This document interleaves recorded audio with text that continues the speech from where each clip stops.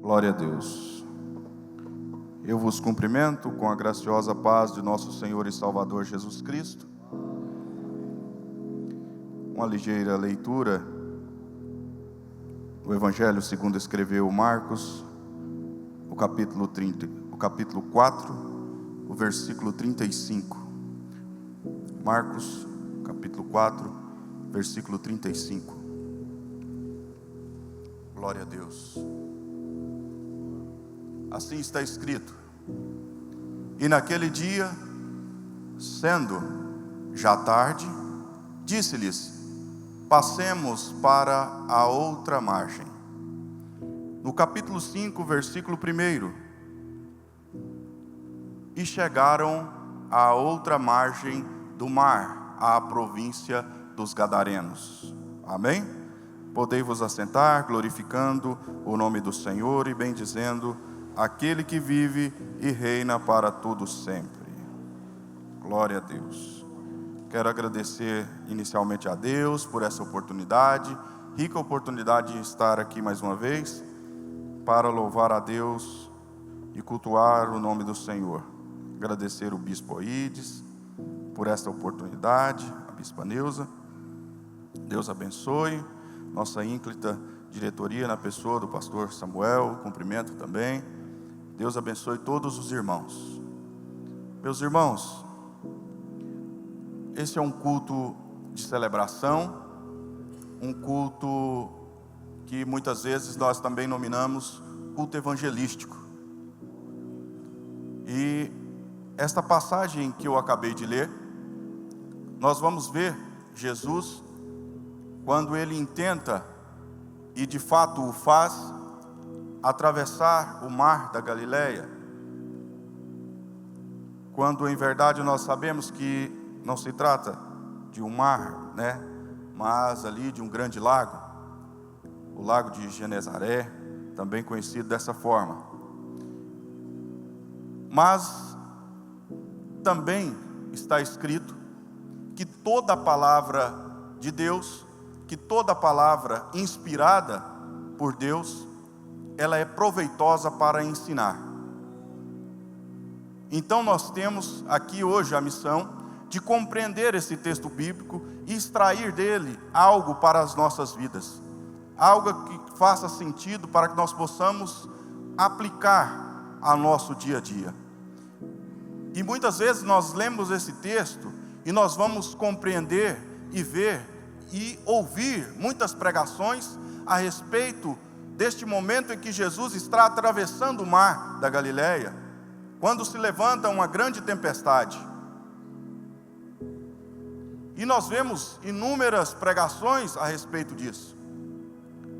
Mas extraindo desse texto uma outra vertente, uma outra possibilidade, um outro olhar, uma outra ótica, nós podemos compreender a missão em que Jesus estava imbuído, a missão em que Jesus estava intentando cumprir, porque do outro lado do mar da Galileia, havia uma região chamada Decápolis, a leste do mar da Galileia, e essa região era uma região de domínio romano, também de domínio romano, e era uma região tenebrosa, uma região dominada por adorações, religiões, uma escuridão tenebrosa de pecado.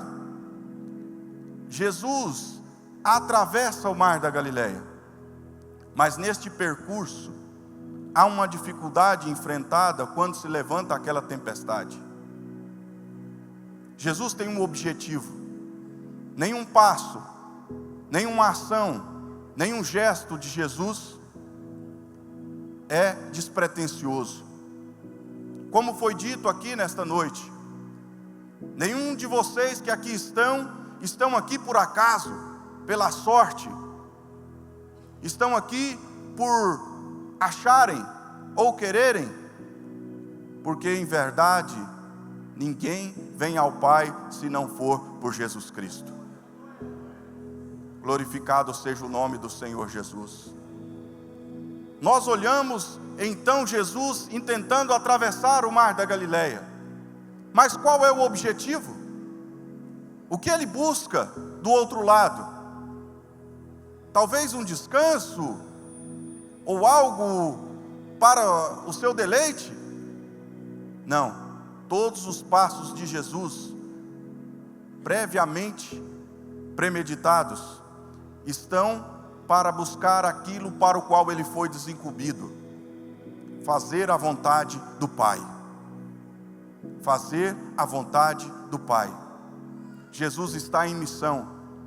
Muitas vezes nós não entendemos o que está acontecendo em nossas vidas. Nós não compreendemos as dificuldades que estão à nossa porta. Nós não encontramos solução ou razão para as tempestades que se levantam. Não tem motivo, não tem razão, pensamos nós. Do outro lado do mar da Galileia, diz a Bíblia Sagrada, que havia um homem, e aquele homem estava endemoniado. Aquele homem, diz a Bíblia, que ele não tinha condições, há muitos anos, ele vivia ali nos sepulcros. Quando você compreende a razão dele estar no sepulcro, há uma pregação de um pastor, salvo equívoco, está no YouTube, pastor Jurandir. Ele conta a história de vida dele, como ele era usado pelo demônio e o que ele fazia nos sepulcros. Depois, se você tiver curiosidade, assista esse testemunho de um homem que foi liberto. Aquele homem vivia ali nos sepulcros, se feria. Diz a Bíblia Sagrada que ele era dominado por demônios e não tinha condições de ser nem preso. Sabe por quê? Porque as cadeias não podiam contê-lo. A dificuldade dele era tamanha que ninguém podia o amansar, o dominar. Todas as vezes que era preso, ele se soltava, quebrava as cadeias. Ninguém podia contê-lo. Dificuldade. Tantas vezes, tantas noites, aquele homem passou pelas montanhas, pelos sepulcros. Mas naquele dia, algo diferente vai acontecer. Algo diferente está para acontecer. Jesus Cristo toma uma atitude. E Ele diz: passemos ao outro lado. Vamos. Meu irmão, eu não sei que dificuldade te assola ou assola a sua família, mas eu quero te dizer nesta noite, que o Jesus a quem nós servimos, partiu em direção à sua casa, partiu em direção à sua família. Há uma missão agora a ser cumprida. Jesus Cristo dá uma ordem. Jesus Cristo sai de uma inércia em direção àquele homem. Ele rompe aquilo que parecia impossível. Aquele homem estava largado. Talvez as pessoas estão olhando. Eu quero fazer aqui uma comparação deste texto com a nossa vida, deste texto, desta passagem, com aquilo para o qual nós estamos caminhando e às vezes passando. Quem sabe aquele homem olha ali à margem do mar da Galileia, e em um relance de lucidez, e mais à frente você vai entender por que um relance de lucidez, e diz: não bastasse as dificuldades que eu estou passando, ainda sobrevém uma tempestade. Nem vestes eu tenho, nem casa, nem moradia, tudo que eu tenho passado, e ainda vem uma tempestade dessa. Talvez você está olhando para o problema, para a dificuldade, para a doença, para a ansiedade, para essa tristeza, e algo ainda pior sobrevém na sua vida. Eu quero te dizer nesta noite, se você está olhando e está vendo a tempestade, você consegue apenas enxergar a tempestade. Eu quero te dizer, do outro lado da tempestade está Jesus Cristo de Nazaré. Glorificado seja o nome do Senhor Jesus. Aquele homem consegue ver apenas um lado da tempestade. Ele consegue ver, ter a condição de enxergar apenas um lado da dificuldade. O que ele não consegue ver é que Jesus Cristo já está do outro lado, está vindo na sua direção. Receba hoje a visão espiritual do Senhor, nosso Deus, para a sua vida, para a sua casa, para o seu lar. Jesus Cristo está marchando em sua direção. A tempestade é o inimigo discernindo a grande missão de Deus na sua vida. A tempestade tem um propósito: impedir Jesus de chegar do outro lado. Mas ele não irá conseguir, porque quem está no barco é o Senhor do Senhor, o Deus dos deuses, o Todo-Poderoso, o Filho do Eterno. E quando Jesus se levanta para buscar a solução do outro lado, não há tempestade, não há dificuldade. O barco pode até se encher de água, tudo pode militar contra, mas a seu tempo, Jesus Cristo dará uma ordem a seu respeito. A seu tempo, Jesus Cristo lançará uma ordem a respeito da sua família, da sua casa, do seu lar, do seu projeto. E aqueles que estão ao redor dirão: o que aconteceu? O que é isso que está acontecendo? Quem poderia imaginar? Quem diria que esse conseguisse? Bendito seja, exaltado seja o nome do Senhor Jesus Cristo. Jesus tem uma missão e Ele vai cumprir essa missão. Do outro lado ele encontra aquele homem, e aquele homem está endemoniado, e logo chega diante de Jesus, o adorando. E Jesus dá uma ordem para os demônios saírem. E aqueles demônios resistem. E Jesus pergunta: qual o seu nome? Talvez a dificuldade que você enfrenta, talvez o problema é tão grande, que a sociedade já nem diz mais o seu nome. Ou talvez você conhece alguém na família que já não tem nome. Já se referem àquela pessoa pelo seu problema. Sabe o fulano, aquele? Sabe, aquele?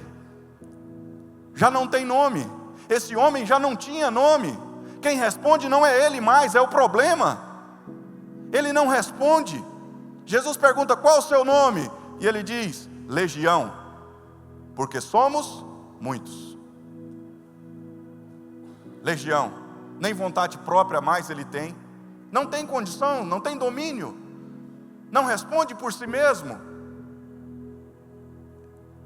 Diz os estudiosos que legião, naquela época, alguns dizem que a Bíblia não quis dizer a respeito disso, mas outros dizem que sim, que tinha a ver, porque há uma passagem dizendo, nesta daqui, dizendo a respeito de legião. Legião seria uma composição de soldados romanos em números, para se compreender a quantidade de demônios que estava naquele homem. Para se compreender a quantidade de demônios que estava naquele homem, calcula-se que legião referia-se ao componente do exército romano de 6.000 soldados, 6.000 demônios. Legião, porque somos muitos. Por isso não se podia dominar aquele homem. Talvez a dificuldade que você esteja passando na família, em casa, seja tamanha que não tenha mais domínio. Abra um parêntese.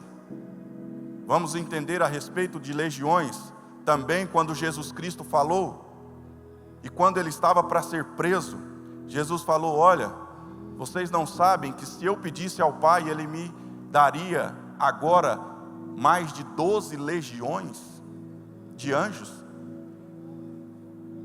E o que isso quer dizer?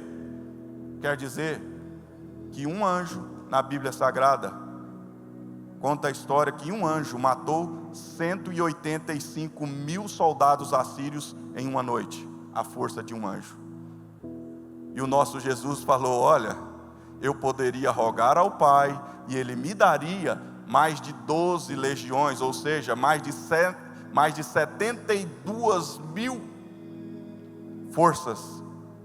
Sabe o que isso significaria hoje? A extinção do planeta Terra em poucos minutos. Teria a capacidade de exterminar o planeta Terra em mais de uma vez, 1,6 vezes.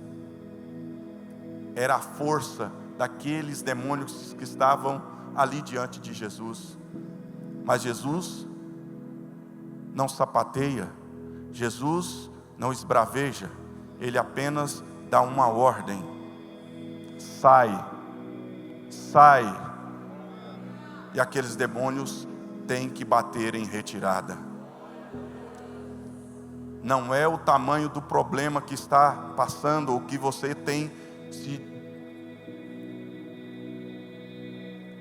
travado, tem te travado, tem te dificultado. Você tem que entender a Bíblia Sagrada e tem que compreender aquilo que nós estamos caminhando, o poder de Jesus em nossas vidas. Não é brincadeira. Jesus estava falando com mais de 6 mil demônios. Há uma só ordem. Jesus dará uma ordem na sua vida e tudo se restabelecerá. Basta uma palavra. Um homem está diante de Jesus e Jesus diz: o que queres que eu te faça? Ele diz: que eu seja curado. Quero. E ele foi curado. Não tem enfermidade, não tem dificuldade, não tem demônio, não tem legião, não tem casta, não tem potestade que possa se parar diante do nosso Deus. Creia nisso, entenda isso. Mas qual é a missão que Jesus está imbuído naquele momento? Simplesmente curar aquele homem?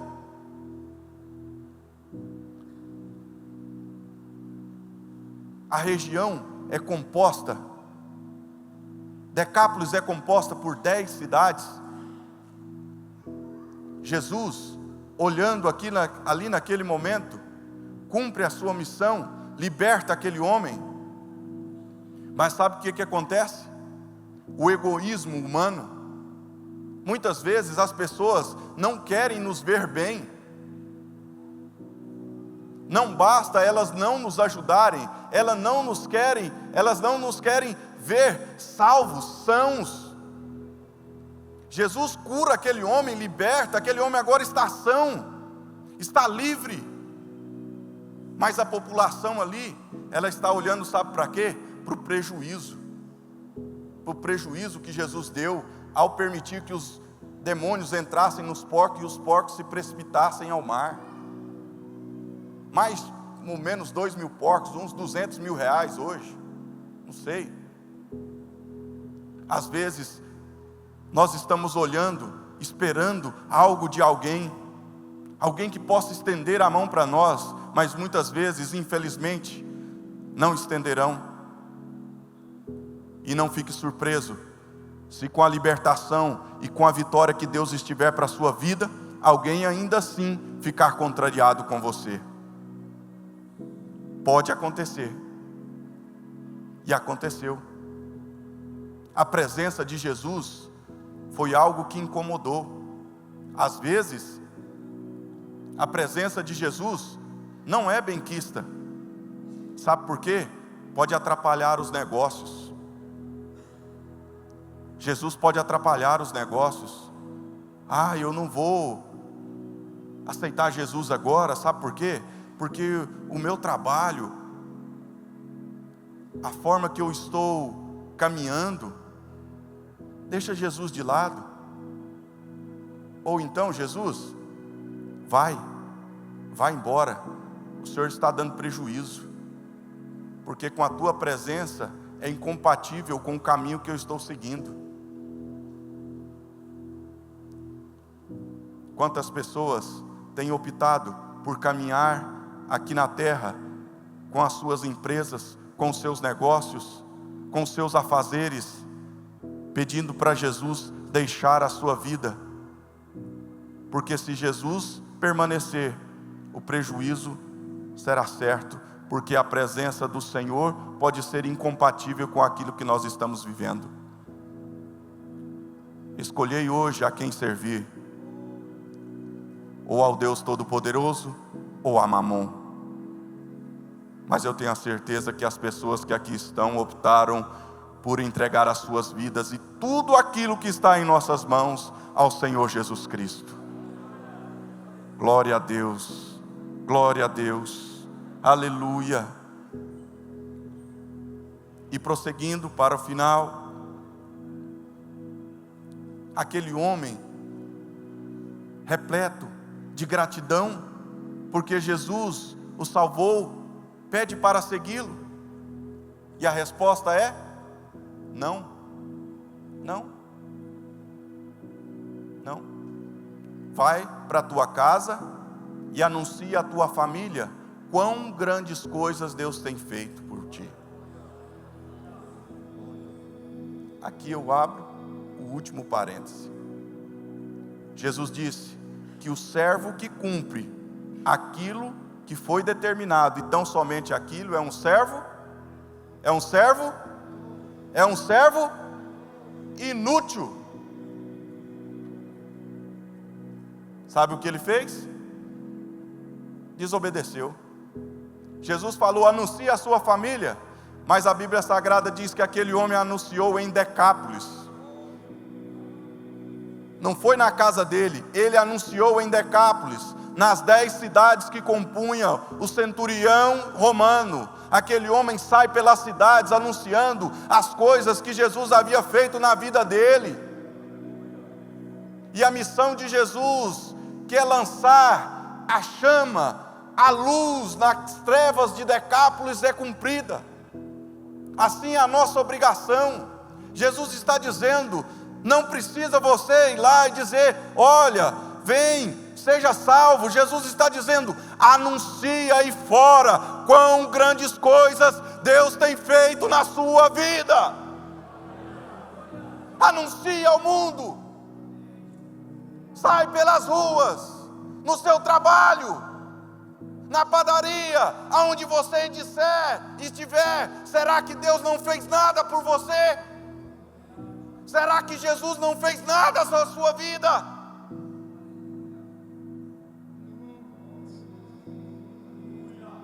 Eu profetizo hoje a quebra da timidez e uma unção de ousadia sobre esse povo, sobre essa casa, para anunciar ao mundo, para anunciar em Goiânia e fora de Goiânia, na região metropolitana, no interior, aonde quer que esteja o povo de Deus. Anunciai quão grandes coisas Deus tem feito por nós.